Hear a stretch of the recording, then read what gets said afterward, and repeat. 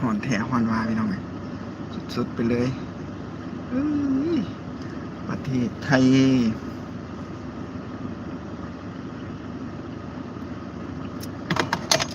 บอกขึ้นว่าจะเสร็จกระจกนี่แม่นี่เสร็จกระจกกันนะให้น้ำเบิดไปแม่นบอกว่า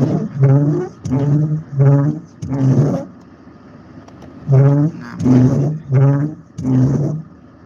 โอ้เป็นผู้ว่าอยากขนาดนั้นน้ำเบิดออกไป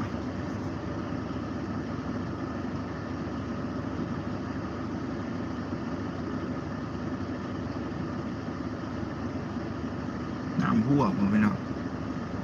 บอกค่อยฉีดกระจกบอกค่อยฉีดน้ำหัว